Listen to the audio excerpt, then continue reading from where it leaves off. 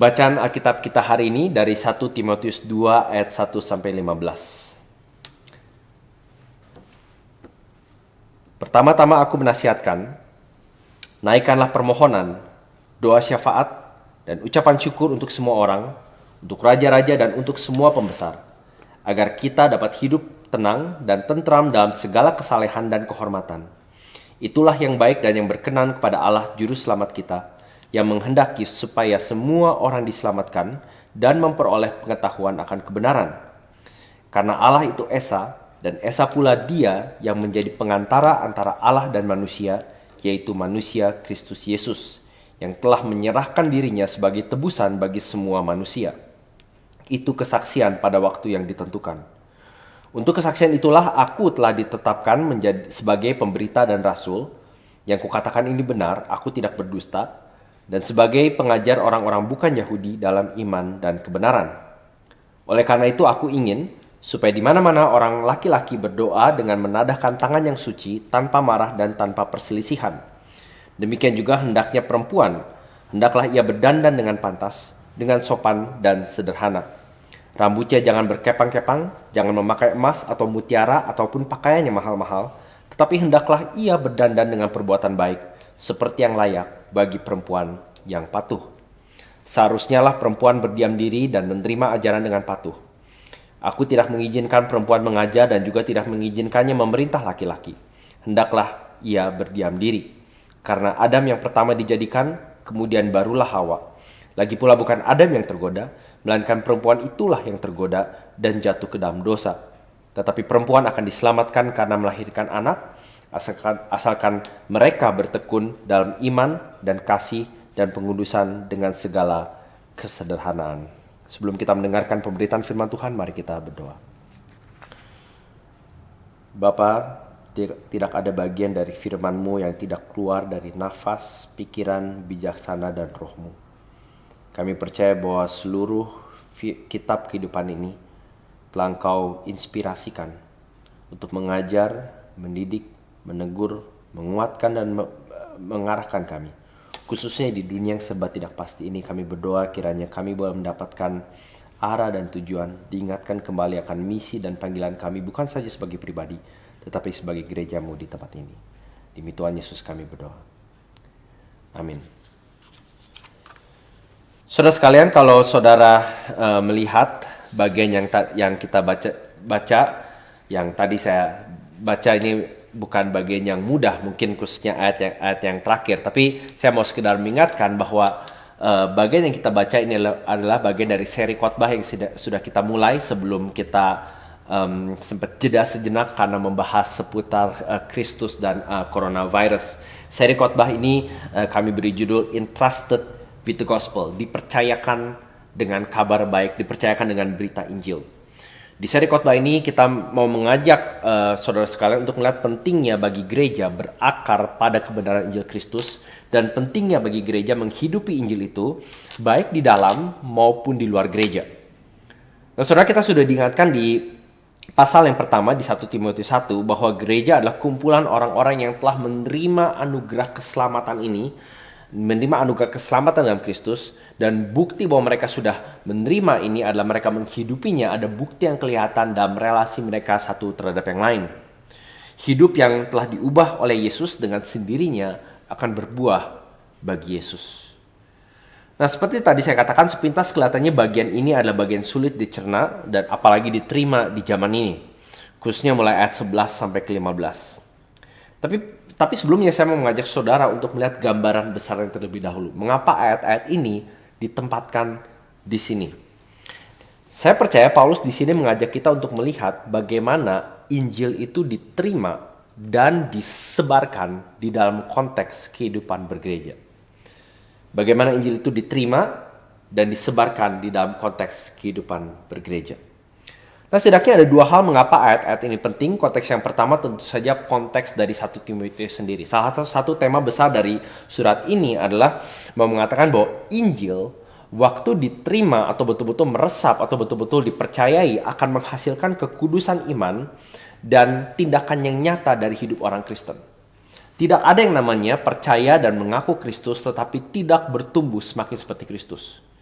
Jadi kalau ada orang atau gereja atau sekumpulan orang yang percaya dan mengakui Injil dan percaya pada Yesus, tetapi hidupnya tidak menunjukkan progres atau pertumbuhan semakin serupa seperti Kristus, maka entah orang itu atau gereja itu harus mempertanyakan identitas mereka sebagai orang Kristen.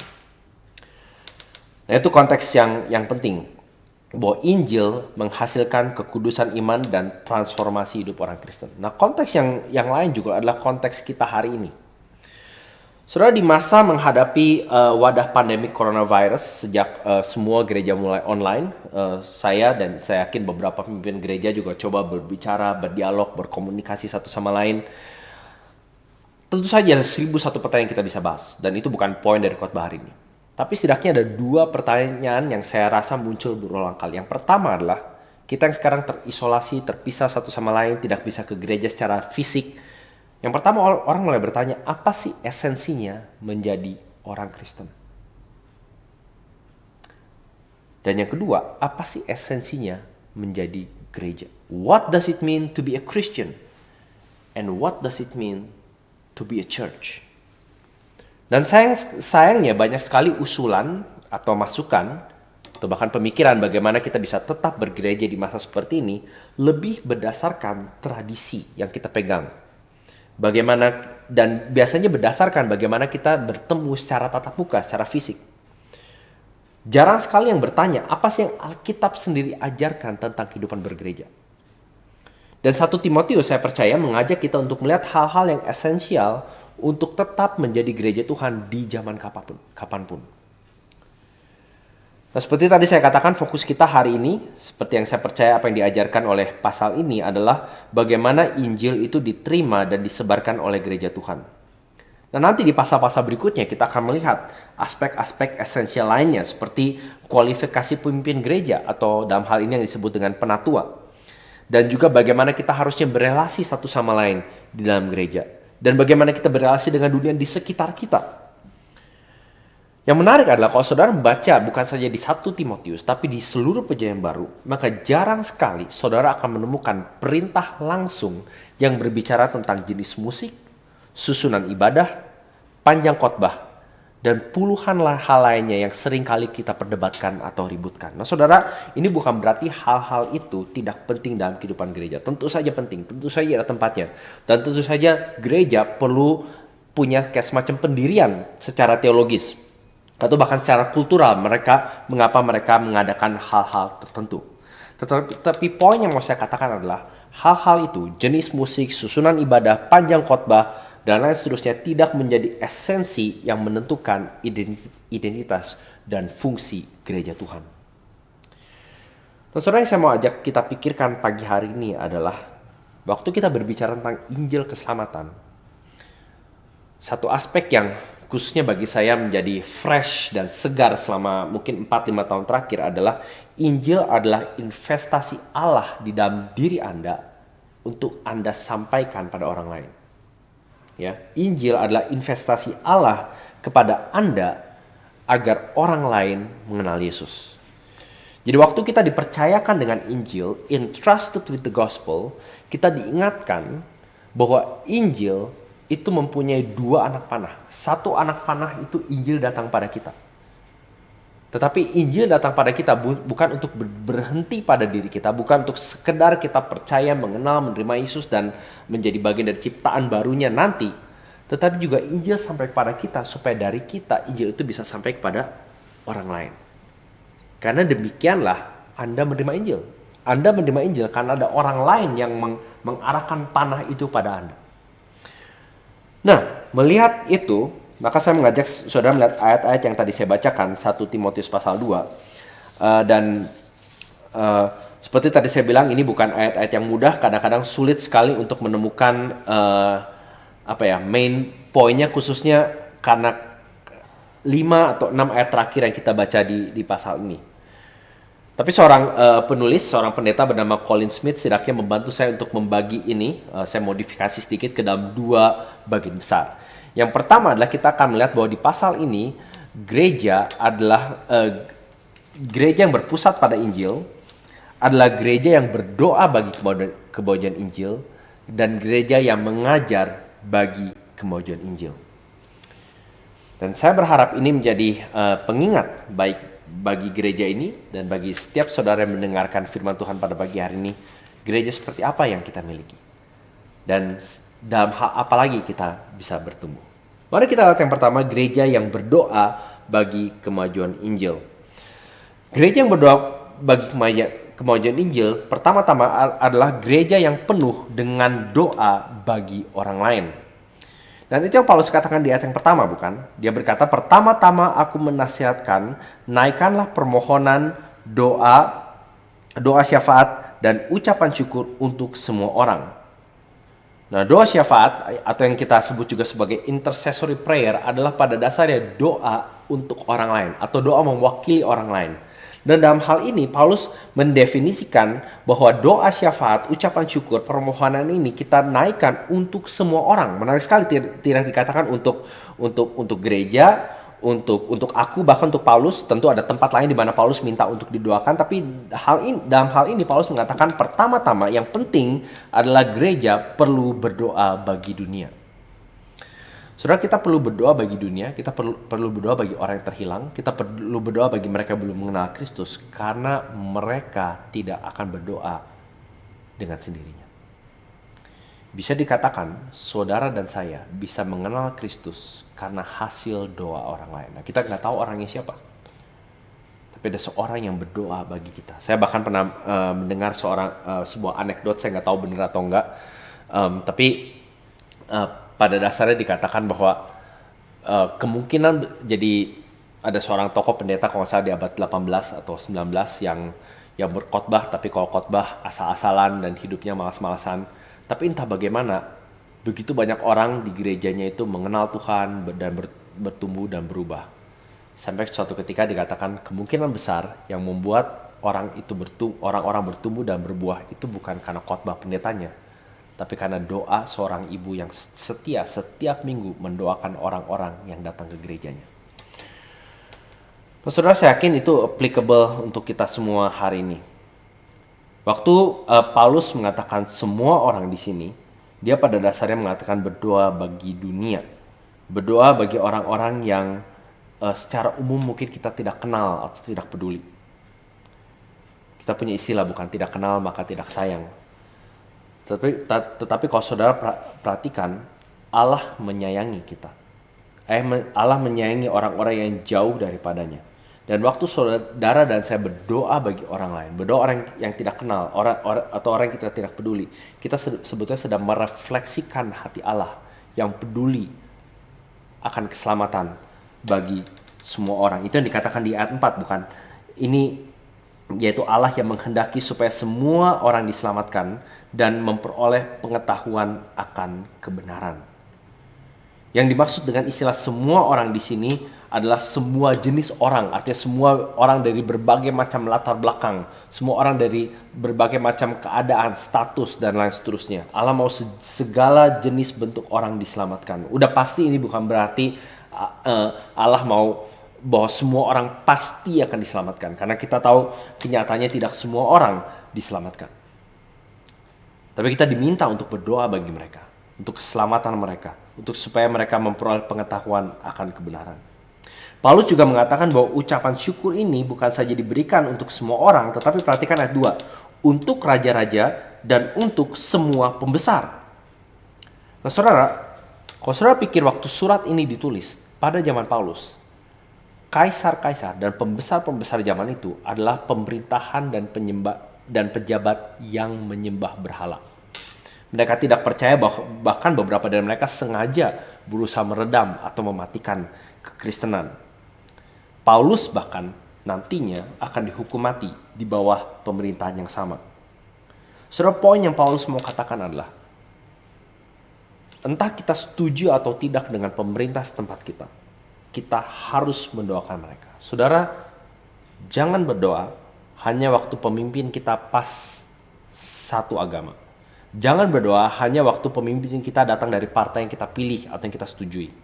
Jangan berdoa hanya waktu pemimpin kita membuat kebijaksanaan yang kita bisa terima atau yang menguntungkan kita. Kita harus berdoa termasuk bagi mereka yang berbeda agama atau bahkan yang anti kekristenan atau melawan atau dengan sengaja bahkan membuat kebijaksanaan atau keputusan yang berusaha melukai atau membahayakan kita. Kita juga perlu berdoa kalau mereka datang dari partai yang berseberangan atau partai yang sangat korup. Nah, tentu kita tidak berdoa bagi kesuksesan mereka. Tentu kita tidak berdoa supaya tindakan jahat atau kriminal mereka itu entah bagaimana diselubungkan dan sukses. Setiap konteks yang kita doakan itu berbeda. Tapi pertanyaan saya bagi saudara, dan ini sebetulnya pertanyaan bagi diri saya juga, apakah kita mendoakan mereka? Apakah kita mendoakan bagi kesejahteraan mereka? Apakah kita berdoa supaya mereka bisa menjamin apa yang dikatakan di ayat kedua, bukan? Agar kita dapat hidup tenang dan tentram dalam segala kesalehan dan kehormatan. Saudara Colin Smith mengatakan, Injil tidak dipercayakan kepada pemerintah atau kerajaan tetapi kepada gereja. Tugas pemerintah adalah mempertahankan stabilitas dan kedamaian. Tetapi bukan tugas pemerintah untuk mengabarkan Injil. Politikus dapat menetapkan hukum untuk membatasi kejahatan, tetapi hanya Injil yang dapat mengubah hati manusia. Dan inilah salah satu doa yang terutama yang kita bisa berdoakan bagi pemerintah kita, termasuk mereka yang kita sama sekali tidak setuju atau bahkan menindas kita. Kita bisa tetap berdoa supaya di dalam situasi apapun, gereja Tuhan masih tetap bisa eksis, mengabarkan Injil, dan menjalankan mandatnya. Nah, bagaimana kita bisa melakukannya? Saudara, saya mau menghubungkan ayat 1 dan 2 dengan ayat 8. Saudara membaca ayat 8, di situ intinya Paulus mengatakan bahwa gereja yang berdoa diisi oleh orang-orang yang berdoa. Itu sebabnya saudara, salah satu area yang kami sebagai pengurus sangat concern dan perlu berkembang adalah area dalam kehidupan doa.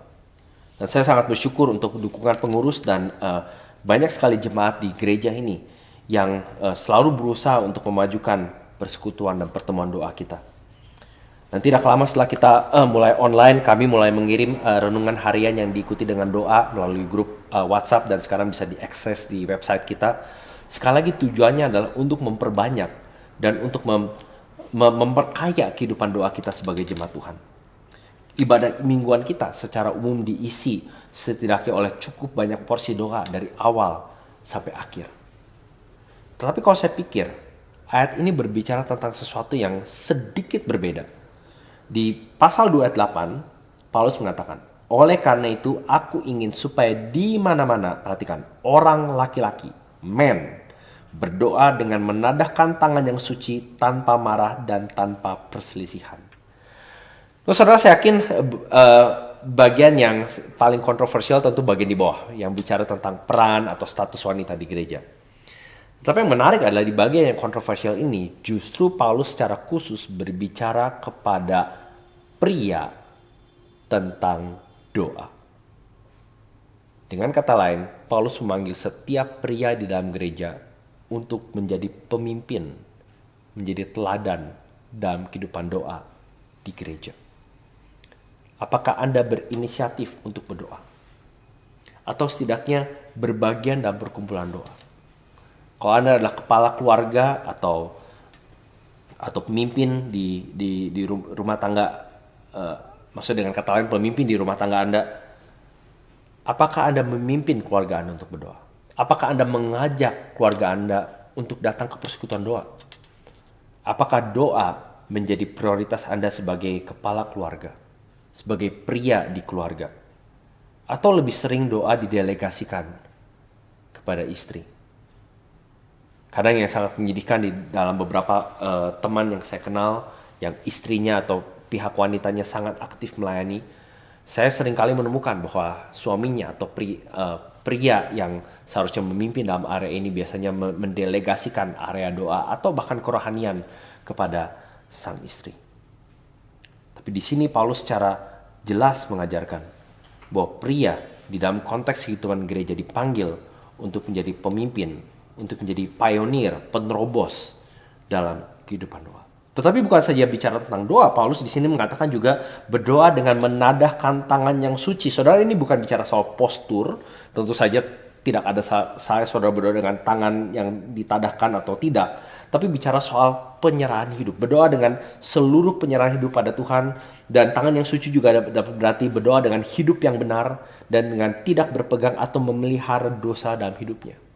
Ini adalah satu panggilan yang sangat luhur. Ini bukan saja memanggil supaya para pria memimpin dalam doa, tetapi hidupnya juga adalah hidup yang kalau misalnya bisa dibilang tangannya diperiksa, Allah dapat mengatakan tanganmu itu suci.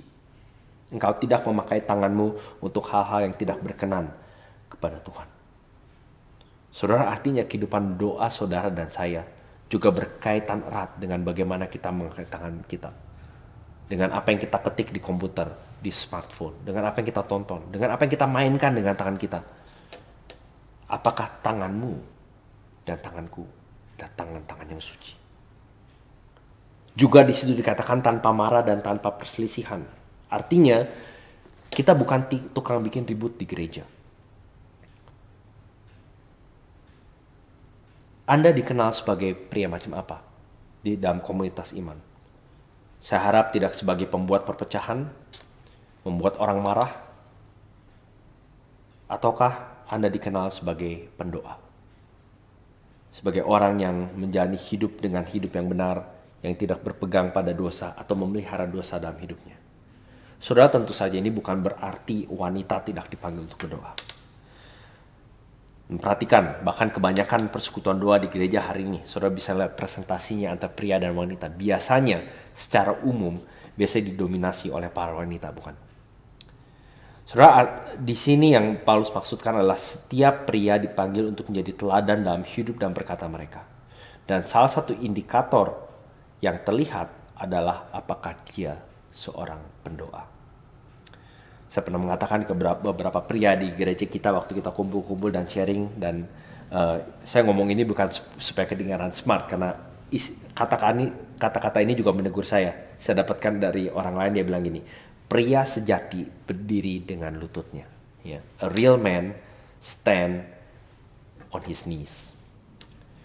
Nah, seorang pengkhotbah ternama di London sekitar di abad 20 yang bernama Martyn Lloyd-Jones, dia sangat terkenal akan khotbah eksposisi dan khotbah penginjilannya.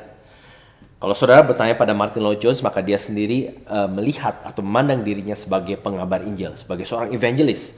Dan dia cukup ternama pada zamannya, bahkan sampai hari ini. Kalau saudara perhatikan, setidaknya dalam 1 tahun, saya dan Pak Senjaya pasti mengutip Martyn Lloyd-Jones setidaknya 1 kali. Terus saudara diceritakan suatu hari istrinya bertemu dengan sejumlah orang yang membicarakan banyak hal yang positif tentang Martyn Lloyd-Jones. Tentu saja mereka memuji tentang kemampuannya, ketajamannya berpikir, kefasihannya berbicara, dan lain seterusnya. Tetapi yang membuat mereka terkejut adalah ketika istrinya berkata seperti ini. Kelihatannya Anda semua salah memahami suami saya. Tidak ada yang bisa memahami dia kecuali Anda mengenal dia pertama-tama sebagai a man of prayer. Sebagai seorang pria yang berdoa, dan barulah sebagai seorang penginjil.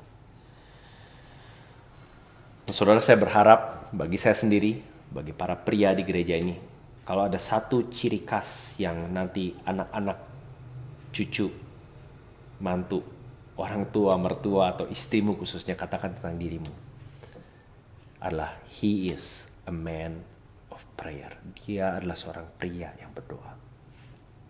Tantangan bagi kita semua tentu, bukan? Nah, kita perlu berdoa seperti tadi dikatakan agar pemerintah bisa dan terus menjamin keamanan dan situasi di mana kita bisa menghidupi Injil dalam kondisi yang kondusif. Nah, yang tadi saya katakan bukan saja gereja dipanggil untuk berdoa bagi kemajuan Injil, gereja juga dipanggil untuk mengajar bagi kemajuan Injil. Mari kita lanjutkan pasal 2 ayat 3 sampai 7. Saudara, yang pertama kita diajar untuk melihat bahwa gereja yang mengajar bagi kemajuan Injil adalah gereja yang mengajarkan Injil yang tidak membeda-bedakan. Nah, saudara, beberapa tahun lalu saya bertemu dengan seorang teman, bukan pendeta tapi dia seorang pemimpin di sebuah gereja yang saya tidak perlu sebutkan namanya. Saya harus kasih tahu dulu bahwa teman saya ini adalah seorang yang berintegritas, cinta Tuhan, dan mau supaya Injil dikabarkan. Tapi setelah kita berbicara dan bertukar pikiran, teman saya ini sempat mengatakan bahwa di dalam gerejanya hanya grup atau suku tertentu yang boleh menjadi bagian dari kepengurusan. Dan itu satu hal yang menyedihkan, dan tentu saja sekali lagi tidak ada gereja yang punya situasi yang 100% ideal gitu ya. Tapi sekedar mau mengatakan bahwa kesukuan atau perbedaan culture 2000 tahun yang lalu dengan sekarang masih menjadi sesuatu yang seringkali menjadi halangan untuk orang-orang mengenal atau bahkan mengabarkan Injil secara efektif dan efisien. Saudara perhatikan di ayat 7, Paulus mengatakan dia menekankan panggilannya sebagai pengajar orang-orang bukan Yahudi dalam iman dan kebenaran.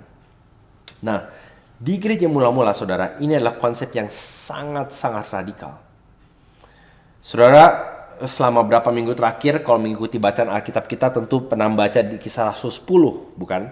Di mana Petrus dipanggil untuk mengabarkan Injil kepada Cornelius dan keluarganya sehingga mereka menerima keselamatan. Cornelius yang waktu itu adalah seorang perwira pasukan di Kaisarea, artinya seorang bukan Yahudi yang dianggap secara suku dan jabatan sebagai musuhnya orang Yahudi. Saudara, begitu hebohnya cerita ini sampai setelah Paulus mengabarkan Injil pada mereka, Paulus istilahnya kayak dipanggil sama gereja pusat gitu ya, kayak semacam disidang dan ditanya, dengar-dengar lu ini ya makan barengan dan ketemu sama orang bukan Yahudi. What's going on? Apa yang terjadi? Tolong kasih penjelasan. Ya. Saudara mungkin nggak kepikir betapa radikalnya. Kalau hari ini saya cerita bahwa saya menginjili teman saya yang orang Australia misalnya, ya orang bule gitu, terus cerita tentang Injil dan saya cerita ini sama saudara, maka kebanyakan respon saudara saya harapkan adalah wah puji Tuhan, atau bersyukur untuk kesempatan yang Tuhan berikan, atau moga-moga hasil sharingmu bisa membukakan mata rohani mereka pada Injil dan lain seterusnya. Tapi saudara, bagaimana reaksi para rasul dan gereja mula-mula waktu Petrus ini datang ke rumahnya Cornelius dan mengabarkan Injil? Saudara di rumah bisa baca kembali, atau kalau saudara ingat di Kisah Rasul 11 di ayat 18 dikatakan seperti ini, bahwa setelah mereka mendengarkan penjelasan Petrus bahwa Cornelius, orang-orang yang bukan Yahudi ini juga menerima Roh Kudus, dikatakan seperti ini, ketika mereka mendengar hal itu mereka menjadi tenang lalu memuliakan Allah, katanya, jadi kepada bangsa-bangsa lain juga Allah mengaruniakan pertobatan yang memimpin pada hidup. Saudara perhatikan, konsep kesukuan, konsep keyahudian, konsep mereka sebagai bangsa pilihan Tuhan itu begitu mengakarnya ke dalam cara mereka berpikir, sehingga setelah mereka menjadi Kristen pun, setelah mereka menjadi gereja pun, mereka masih melihat Yesus sebagai juru selamat eksklusif untuk bangsa Israel dan bukan bangsa-bangsa lain. Nah saudara, salah satu dampak pengajaran Injil sudah meresap ke dalam diri saudara dan saya, dan ke dalam diri gereja kita, adalah bahwa kalau kita sudah menyadari bahwa kita adalah bagian dari apa yang Paulus bilang di ayat keempat, bagian dari semua orang yang butuh diselamatkan dan butuh pengetahuan akan kebenaran. Dan kita mengakui bahwa Allah adalah satu Allah atas semua orang yang layak sehingga Dia adalah Allah yang layak menghakimi setiap kita tanpa terkecuali. Saudara, ini yang dimaksud di ayat 5 dengan kata-kata Allah itu Esa. Ini bukan berarti Paulus sedang mengatakan sekedar menjelaskan bahwa cuma ada satu Allah. Dia hanya mengatakan karena hanya ada satu Allah yang sejati, maka hanya ada satu Allah yang patut dan layak ditaati dan disembah oleh semua orang tanpa terkecuali. Ini adalah pernyataan yang sangat-sangat penting di zaman di mana orang-orang percaya bahwa setiap bangsa, setiap suku, setiap orang punya kepercayaan sendiri-sendiri. Dan biar Tuhannya mereka yang nanti yang menghakimi mereka. Sebetulnya nggak gitu beda dengan zaman sekarang kan. Zaman sekarang kita dianggap yang nggak apa-apa deh dia hidup seperti itu, nanti Tuhannya sendiri yang beresin urusannya. Kalau Paulus sudah mengatakan tidak, hanya ada satu Allah, dan satu Allah inilah yang akan menghakimi semua orang.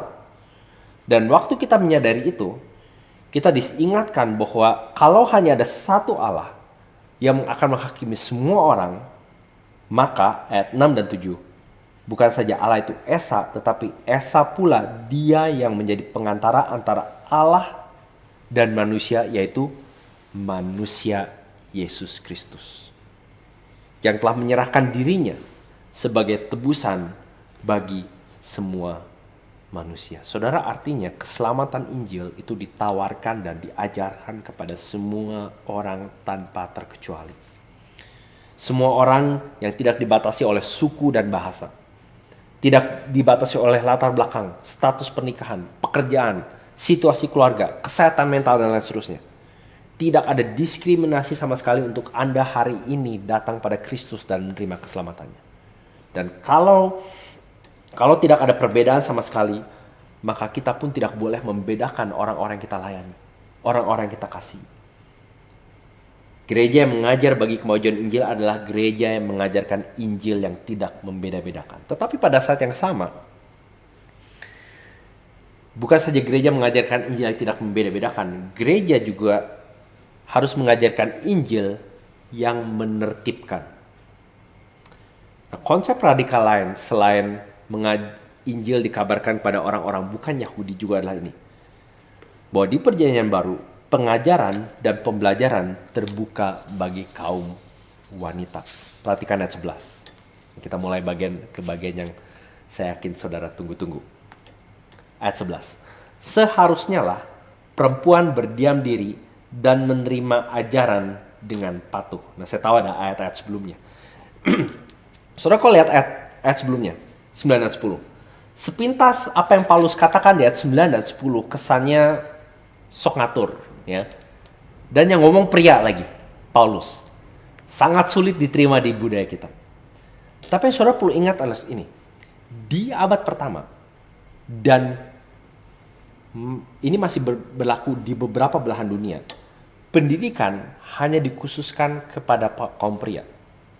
Pada zaman itu malah dipercaya wanita dianggap tidak layak untuk menerima didikan sama sekali. Itu sebabnya saudara, waktu Yesus mengajar berkeliling dan ditemani dan didukung oleh sejumlah wanita, itu pun sudah mendobrak begitu banyak tatanan dan cara berpikir masyarakat zaman itu. Kalau saudara ingat waktu Yesus bertemu dengan perempuan Samaria, saudara baca di Yohanes 4.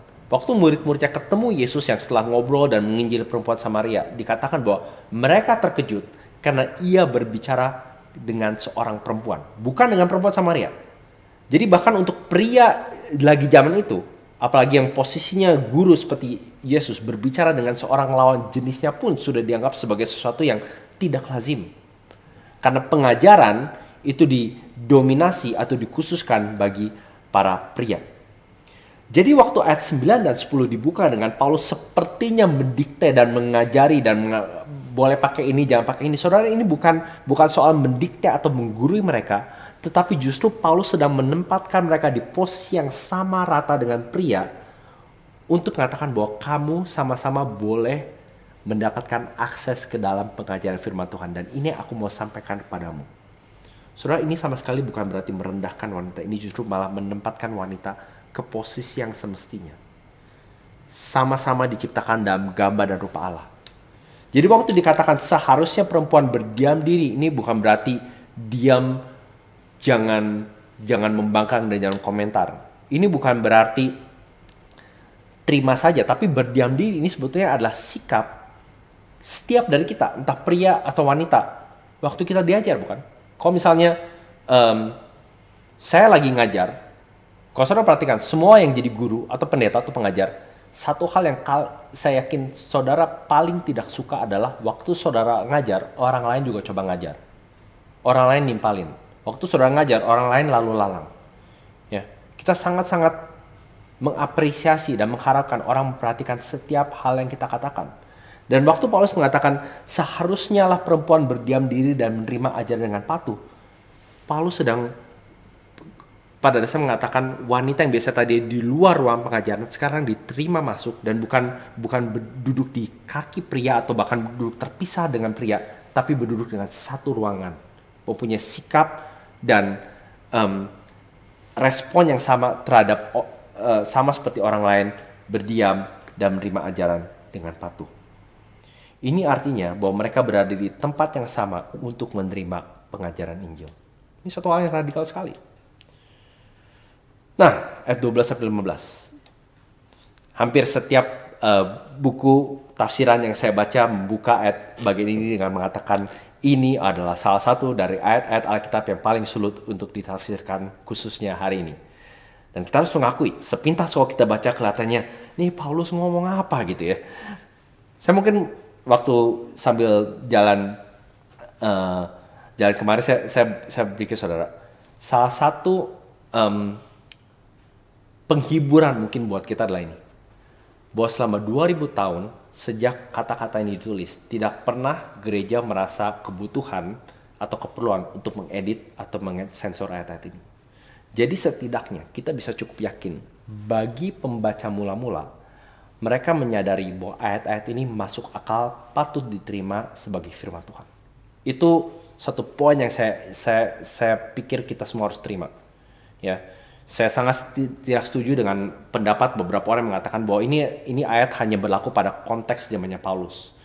Yang lebih radikal lagi bahkan mengatakan kita bahkan tidak tahu bahwa Paulus itu betul-betul tulis ini atau enggak. Jadi bisa jadi ini kayak semacam tambahan gitu ya, semacam grup orang yang berusaha memasukkan kekuasaan kaum pria ke dalam kekristenan. Kita bisa percaya bahwa ayat-ayat ini sama-sama firman Tuhan yang seperti bagian-bagian yang lain yang kita telah baca. Dan juga saya mau mengajak kita untuk menghubungkan bagian ini dengan apa yang kita sudah lihat secara keseluruhan. Betul, Injil tidak membedakan suku dan jenis kelamin. Baik pria dan wanita masuk ke dalam kategori yang tadi kita lihat di atas. Semua orang yang diselamatkan melalui Kristus. Akses masuk ke dalam keselamatannya sama. Sama-sama berdosa, sama-sama membangkang, sama-sama layak beri murka Allah, tetapi juga sama-sama diselamatkan dan ditebus oleh Kristus. Dan waktu Paulus bicara, karena Adam yang pertama dijadikan, kemudian barulah Hawa, lagi pula bukan Adam yang tergoda, melainkan perempuan itulah yang tergoda dan jatuh ke dalam dosa. Paulus tidak sedang mengatakan bahwa nih gara-gara wanita nih kita semua jatuh ke dalam dosa. Oke. Paulus sedang mengatakan inilah yang terjadi ketika manusia mengabaikan susunan dan aturan baik yang Allah sudah tetapkan. Allah sudah menetapkan ordernya. Pria diciptakan dulu sebagai kepala, wanita sebagai penopang. Perintah untuk tidak makan buah dari pohon pengetahuan yang baik dan jahat itu diberikan pada pria sebagai kepala. Oke, sudah ada ordernya. Kedua pasangan mula-mula ini, kedua orang tua kita yang pertama, itu justru melanggar order yang Allah sudah berikan ini. Yang berikutnya, baik perjanjian lama maupun perjanjian baru sama-sama menetapkan bahwa Adamlah penanggung jawab manusia jatuh ke dalam dosa. Sebagai yang pertama dijadikan. Saudara lihat saja kejadian 3. Setelah manusia memakan buah pengetahuan baik dan jahat itu, sadar bahwa mereka telanjang, mereka menyemat baju dengan daun-daunan, menyembunyikan diri. Lalu Allah mencari mereka. Perhatikan siapa yang Allah cari. Waktu Allah memanggil, di manakah engkau, itu ditunjukkan secara spesifik kepada Adam. Adamlah yang pertama kali dipanggil untuk bertanggung jawab. Contoh lain di Roma pasal 5, saudara bisa membaca sendiri ayat 12.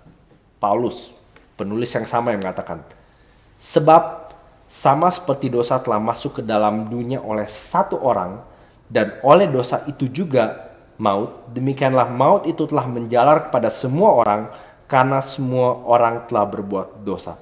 Dan waktu Paulus mengatakan dosa telah masuk ke dalam dunia oleh satu orang, dia merujuk di pasal itu pada Adam. Jadi kita perlu melihat balance-nya. Oke. Artinya sudah jelas. Setidaknya ini yang terjadi waktu manusia merubah atau mengganti atau mengabaikan aturan baik yang Allah sudah tetapkan.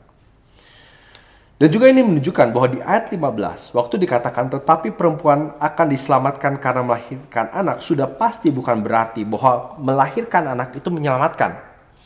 Ini tentu saja berkontradiksi dengan apa yang Paulus katakan di atas, di mana hanya ada satu pengantara juru selamat, yaitu Yesus, dan ratusan ayat Alkitab lainnya yang tidak pernah sama sekali menyebut bahwa kelahiran atau melahirkan atau bahkan hamil itu membawa manusia pada keselamatan. By the way, saya suka komentar seorang penafsir yang mengatakan ini. Wanita yang ditipu oleh iblis untuk berbagian dalam kejatuhan manusia. Tetapi wanita juga yang dipakai oleh Allah untuk berbagian dalam keselamatan manusia. Saudara, dari proses kelahiran anaklah juru selamat kita Yesus Kristus datang menyelamatkan manusia. Walaupun saya tidak percaya bahwa bagian ini merefer kepada kelahiran Yesus. Tapi setidaknya sepertinya Paulus berusaha menggambarkan bahwa apa yang sudah dirusak oleh manusia dan si jahat itu dipulihkan oleh kebaikan dan kemurahan Allah. Artinya sekali lagi, Injil kembali menertibkan ketidakteraturan yang terjadi akibat dosa. Injil yang menyamaratakan semua manusia juga adalah Injil yang kembali memulihkan keteraturan yang Allah sudah tetapkan pada waktu ciptaan. Pria diciptakan untuk memimpin dan mengajar, wanita diciptakan untuk menolong dan mendukung. Dan keteraturan inilah yang Paulus mau direfleksikan dalam hidup kita sebagai gereja. Saudara, ini sekali lagi bukan mengatakan bahwa pria lebih pintar mengajar daripada wanita. Saya yakin ada banyak wanita yang bisa mengajar lebih cakap, lebih pintar dari saya bahkan, atau dari banyak pendeta lainnya. Tapi ini berbicara soal urutan dan aturan yang Allah tetapkan dalam ciptaan. Dan kita perlu ingat juga waktu Paulus mengatakan hal-hal ini, sekali lagi konteks penting. Konteksnya adalah dalam hidup sebagai gereja, bukan dalam dunia sekuler. Tentu tidak apa-apa dan kita perlu mendukung wanita untuk memimpin di area-area lain di dalam hidup kita. Setidaknya itu pendapat saya dengan melihat apa yang Alkitab ajarkan tentang peran wanita baik di masyarakat maupun gereja. Karena konteksnya dalam hidup bergereja, nanti saudara akan melihat di pasal 3 itu langsung dilanjutkan tentang penatua atau posisi penatuan yang harus dipegang oleh pria. Yang lain juga ayat-ayat ini berbicara tentang ibadah umum, public worship, di mana terjadi proses mengajar secara resmi oleh penatua dan pendeta. Ini bukan bicara soal memimpin ibadah, mengajar sekolah minggu atau kelompok kecil yang tentu saja terbuka oleh wanita memimpin dan berpartisipasi. Bahkan kalau saudara membaca di surat Paulus pada jemaat di Titus, Paulus malah mendorong wanita untuk mengajar satu sama lain. Dan puncak dari ketertiban oleh Injil ini ada di ayat 15, di mana Paulus mengatakan asal mereka bertekun dalam iman dan kasih dan pengudusan dengan segala kesederhanaan. Nah, itu terjemahan yang lebih akurat sebetulnya mereka karena plural di bahasa Yunaninya. Dan ini sekali lagi mengatakan bahwa bukan saja pria, tetapi wanita juga dipanggil untuk sama-sama bertumbuh, sama-sama ikut ke dalam new order, keteraturan baru yang Allah ciptakan melalui Injil Kristus. Saudara-saudara, ini memang bukan bagian mudah. Tapi saya harap kita diingatkan sekali lagi, bahwa sebagai gereja kita dipanggil untuk berdoa dan mengajar bagi kemajuan Injil. Kalau Anda belum mengenal Kristus, saya mau bertanya, apakah Injil sudah datang kepadamu? Apakah Anda sudah mendengarkan dan mentaati panggilan untuk bertobat dan berbalik pada Kristus? Dan bagi yang lain, apakah Anda sudah menghidupi ini? Karena ini adalah salah satu tema utama dari surat Paulus pada Timotius, menghidupi Injil yang kita percayai. Dan sebagai gereja, mungkin challenge kita adalah apakah Injil itu betul-betul keluar dari hidup kita, dari cara kita berelasi, dari cara kita merawat, dari cara kita mengasihi. Apakah itu dalam hidup pribadi kita sudah menertibkan hidup kita, menertibkan hati kita, sehingga kita mau mengikuti aturan kebenaran firman Tuhan. Dan bagi beberapa saudara yang lain, apakah Anda berbagian di dalam pengajaran, dalam mengajar? Apakah Anda mengambil waktu untuk melihat sarana apa saja yang bisa aku pakai untuk terus belajar, khususnya di masa-masa kita mengalami isolasi dan karantina seperti ini? Saya pikir ini adalah kesempatan yang baik, di mana kita baik secara teknologi maupun secara media kita bisa mengakses begitu banyak pengajaran berkualitas. Allah sudah melalui anugerahnya membuka kanal pengajaran itu dengan begitu luas. Setiap orang dipanggil untuk belajar bersama-sama. Dan kiranya kita boleh menjadi gereja seperti ini. Gereja yang berdoa dan mengajar bagi kemajuan Injil. Mari kita berdoa. Bapa dalam surga, kami pada pagi hari ini sekali lagi bersyukur untuk firman-Mu.